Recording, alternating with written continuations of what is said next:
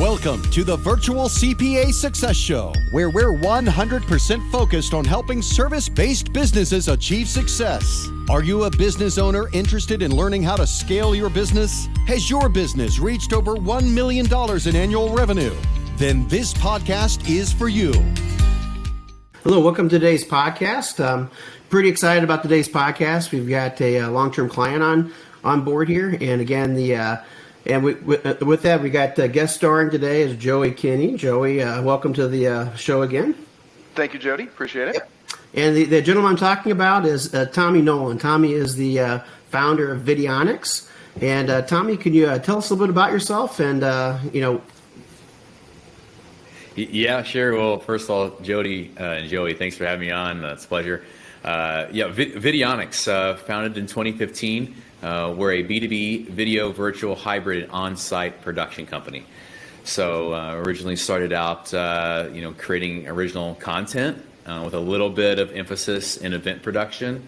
And then as 2020 rolled around, this pandemic hit that we're all aware of a little bit. And our business model really flipped and changed quite a bit into supporting virtual and hybrid events. And now that we're getting back in person, trying to navigate those new waters as we head to 2023 and beyond. So, Tommy, about your company in general, but how many people you have? Where are they located? Brick and mortar, remote? What's the breakdown of your company? Yeah, we tend to ebb and flow when it comes to staff quite a bit. Right now we've got 6 full-time, 3 owners that are heavily involved, and then probably 50 contractors that we keep busy on a weekly basis. Mm-hmm. The full-time staff increases as needed. Sometimes it can fluctuate up to a dozen or 15 and then drop down back to kind of the level we're at now. So mm-hmm. It does ebb and flow based on our production and event needs for the year. Nice. And then the type of client, what's an ideal client for you? So kind of give us some perspective there. Yeah, it's a great question, and it's something that we're really trying to narrow down, really every day. What is our target client? Those Fortune 1000 clients seem to be our target market. We're not industry specific or agnostic. So really that Fortune 1000 is our bread and butter. Those enterprise level clients is where we have our most success with. Gotcha. So again, today kind of talking a little bit about meetings and how, virtual, in person, all that kind of stuff, and trying to get an idea where, what the future kind of rides going forward there. Joe, I'm going to kick it off with you and kind of give me some insight on what your thoughts are going forward. We're obviously a fully remote company and have been that way, actually hybrid now that we're part of Anders. And so we've got, 70-ish people that work remote, and then another 350 people-ish that have brick and mortar space. And I know you'd mentioned you had some real estate experience in the past before joining Summit there, and I was kind of curious on what your thoughts are before we get in and talk to Tommy about his. Well, I think it's an interesting question, and that is the $1 million question here, right? What are we going to do with all of this commercial infrastructure that we have built out in the country? So, Tommy, I'm really interested about inflection points, and I want to hear, kind of your pivot point at some point with regards to how you decided to switch in 2020. But that was something that the real estate companies and a lot of companies in general just weren't prepared for. They had never thought about what would happen if people couldn't come into the office. And now we're in this world where we can, for the most part. There might be a few things here and there that are popping up that are keeping people from wanting to come back to the office full time. But I think the bigger question is, what's it going to be, and how do you maintain some things like culture in a remote environment? Even a hybrid environment, culture is very difficult. So I'd love to hear from you, Tommy, quickly what you saw when you guys did that pivot in 2020 and recognized that, at least for the foreseeable future, things were going to be different. Yeah, well, I can't really speak upon the actual in-person or remote workers as it comes to the workplace. My expertise is more revolves around events. Mm-hmm. So I'm going to speak about that for just a second. Yeah. When the pandemic did hit, we were traveling all over the place, all over the country, all over the world, had trips booked everywhere, and all of a sudden they came to a screeching halt. And I was scared. I didn't think I didn't think we were going to make it. I was like, there's no way there's going to be PPP loans large enough to keep this place afloat. It's not going to happen. And then we started seeing this virtual experience start to take off when it came to events and trying to keep these events going just in a virtual capacity. And we looked at each other and we were like, we've been doing this for a long time, actually, before it became synonymous with the world as doing a virtual event.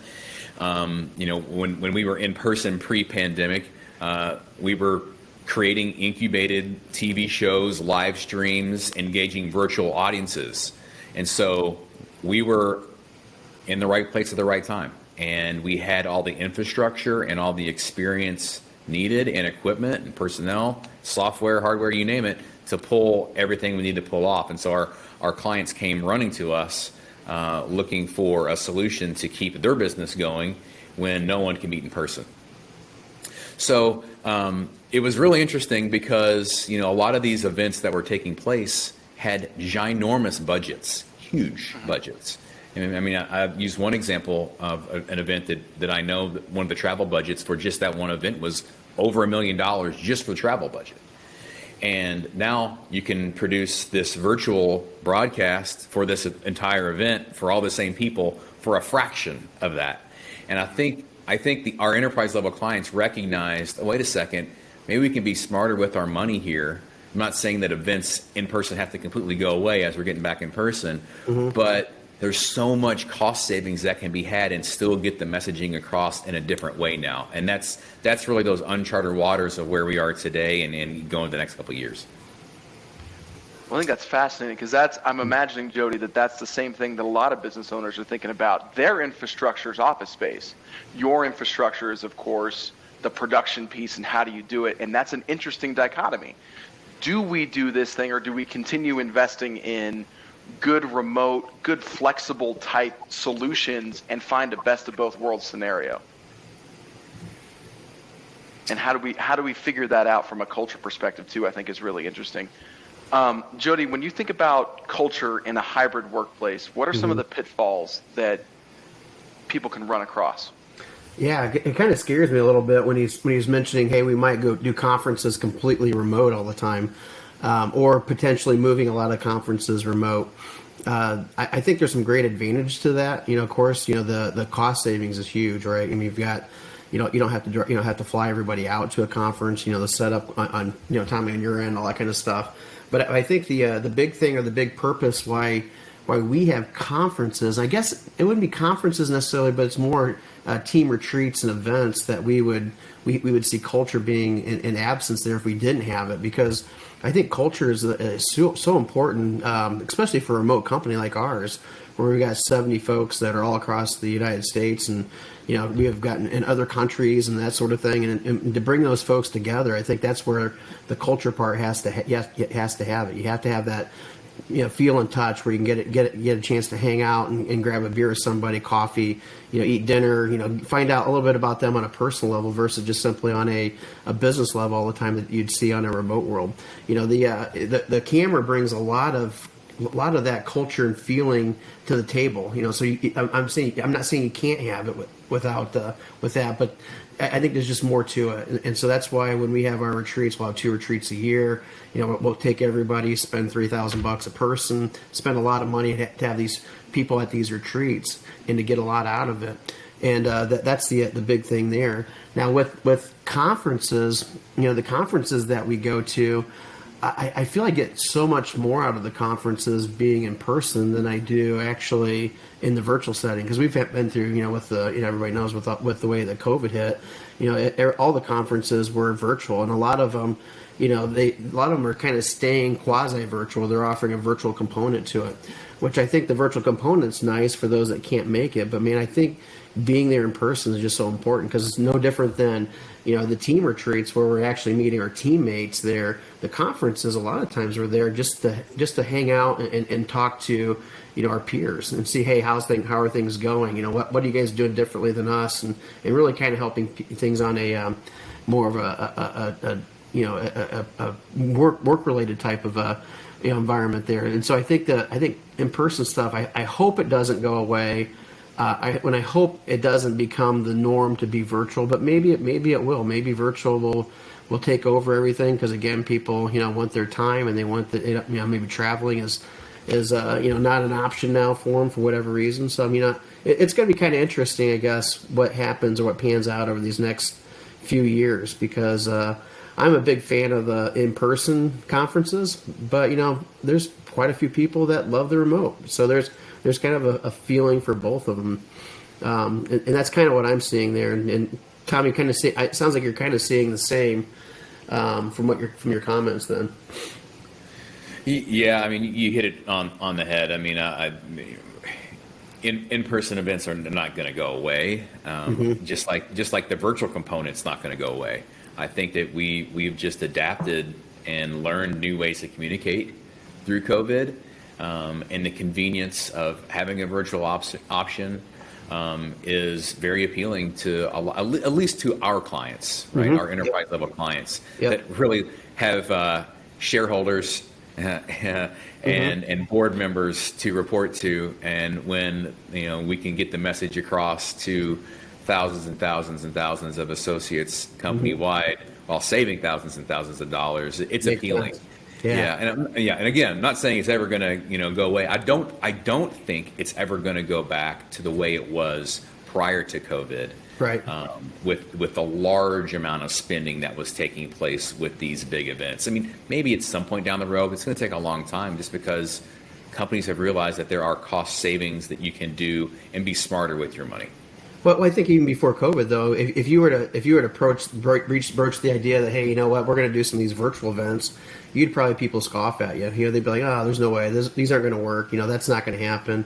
And it wasn't until people were actually forced to do it did they realize, maybe this does work. And I think that's change, period, right? Anytime we have something that's major change, whether it's something as simple as that, or it could be changing from a co-located place to a brick and mortar to a hybrid or whatever.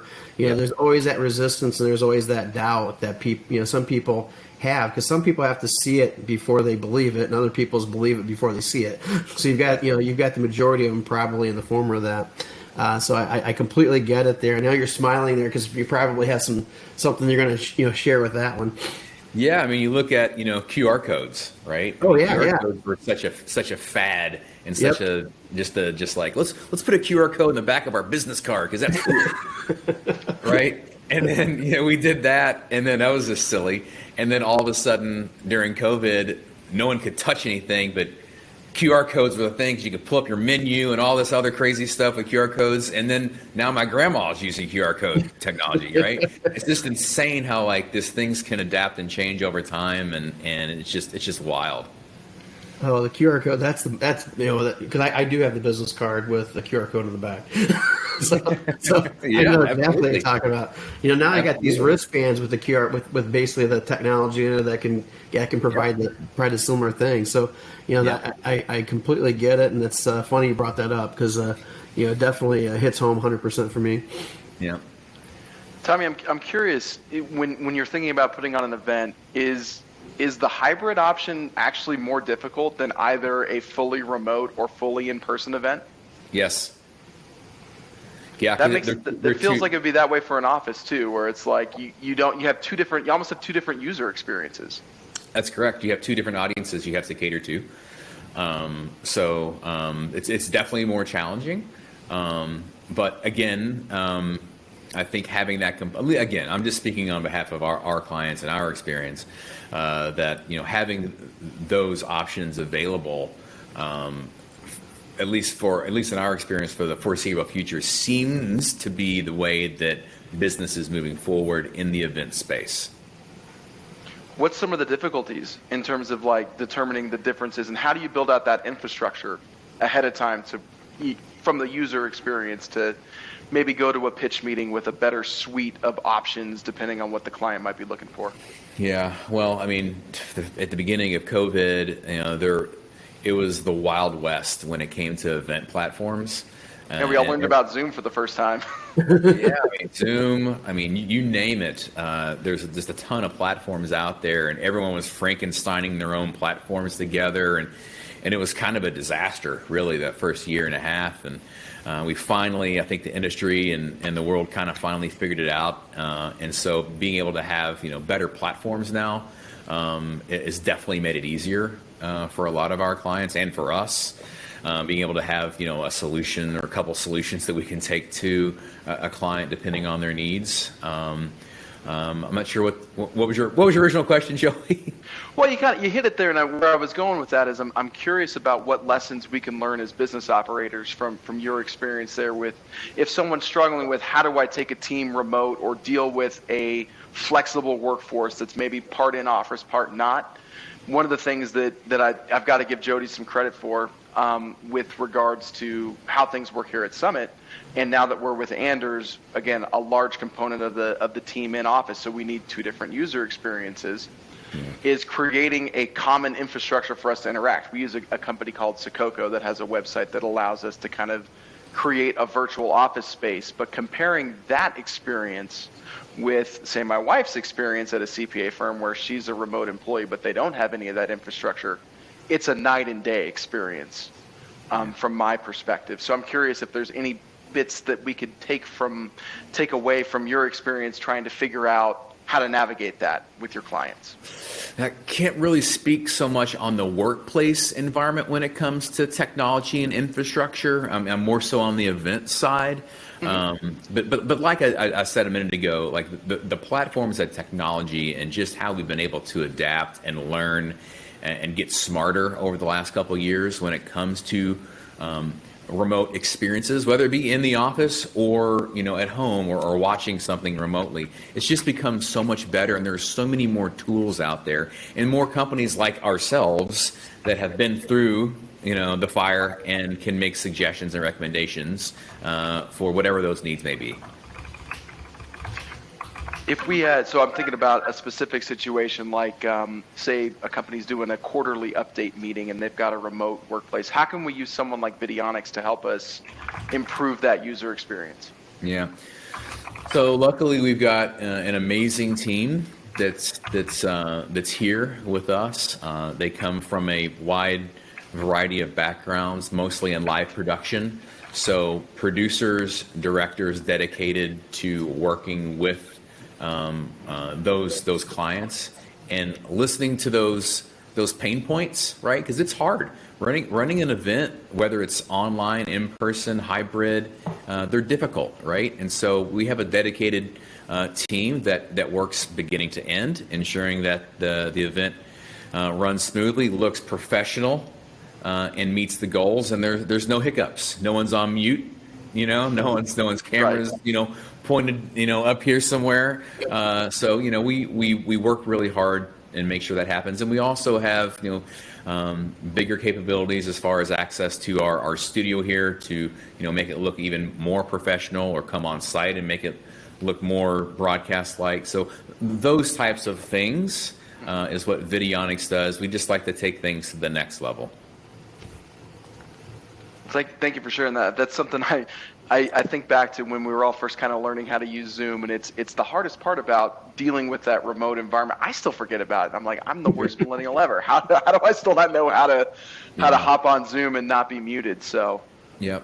And we're basically running a TV show, right? Mm-hmm. I mean, that's basically what a virtual or hybrid event, right, is. Like you're running a show and it's live. And so you need to make sure that you've got the right people, the right redundancies, the right equipment, all the things in place. If something were to fail or go wrong, you've got a backup plan. Mm-hmm. What would you say was the biggest aha moment that you had during that, whether it was finding the right piece of software or figuring out, this is something that works and has traction? During the heat of COVID, mm-hmm. What was the biggest aha moment? Mm-hmm. I think the biggest aha moment was, like I said earlier, we knew how to do it. Mm-hmm. We were already positioned to make it happen. We just had to basically almost flip the company upside down for a little bit, mm-hmm. and kind of ride that wave and see where it took us. And it panned out because we now have a completely new revenue stream that we really didn't have before. It was just a small piece of the company, and now it's a significant piece. How are you feeling about that moving forward in terms of pipeline? Do you feel like is that an area that you're concerned where you're worried about it swinging back the other direction and how you pivot away from it? It's an internal debate every single day. Because I mean, it was wild. Everyone was coming to us, and now it's not as wild as it was before, and that's okay. We've been able to gain a lot of new clients over the past couple years, which has been great. But as we get back on site or in person, how does Vidionix fit in? Right. That's kind of where our next level of thinking and strategy is going to be, is to how do we fit in when it comes to being top of mind when it comes to going on site. And we are doing that. We are going on site with clients that are just doing on site, in person only, no virtual experience. There those happen too, right? But figuring out our next couple years trajectory is my biggest challenge. That's my rock. Well, I'm sure it's not just you two. That's the question I think everyone's trying to figure out when we think about, not just from a business planning perspective, how do we have the right people on board in the right place, and where's our next client going to come from, but from larger industries too. What's the future of the office place look like? I was having a conversation with my brother-in-law back in Texas a couple months ago when we were there, and he was talking about how the place next door to where his office is in Dallas is like 70% vacant as a commercial space, and they're trying to figure out alternative uses for it. And it's going to take people figuring out how to be flexible, not unlike you guys had to figure out how to be flexible in March and April of 2020 with your resources to figure out what the future of this is going to look like. So it could be a really interesting situation over the next 3 to 5 years as we figure out what the best way forward is. Personally, I hope I like the remote nature of it, but I think it's nice to have what I think people would call an office optional approach. Let's create flexibility for everybody. Go where it makes the most sense for you to be. But the key, which Tommy you hit on earlier, is making sure that you've got that user experience being dialed in so that no one's suffering for one course versus the other. Yeah. There's a really interesting lesson there for all of us as we're kind of deciding what our businesses are going to look like moving forward. Yeah. Then you throw in, inflation, recession fears, war. Right. Yeah. All those things combined, just makes it for a tricky, election year coming up. So tricky next couple years, and positioning yourselves to be in the right place. Kind of thinking through that with transitioning yourself in the right place and putting yourself, with the pipeline and everything. Do you think it's going to be easier for you to fill the pipeline based on all those different criteria, recession, war, all the things that could potentially and is kind of happening right now, versus the old way where you had to be in person all the time? Do you think being remote will kind of help you and kind of diversify you, take away some of that risk that you might have had before? Yeah, I do. We've had several new clients lately that have come to us, and we're basically, the internal teams were just exhausted of doing their own virtual town halls, meetings, whatever it may be. They were just exhausted. It's very technically challenged. It's hard. You gotta wrangle a lot of cats. To make sure that it all happens, and it's hard work, and I don't think that's going anywhere soon. Okay. When it comes to on-site and in-person, what we're finding is a lot of the cities that we're experiencing these issues in have had people that have let me back up. The audio visual side of events. It's not where we live. We're not in the audio visual space, right? So our clients will come to us and say, we want to produce a virtual hybrid event at the XYZ hotel. Make it happen. Yep.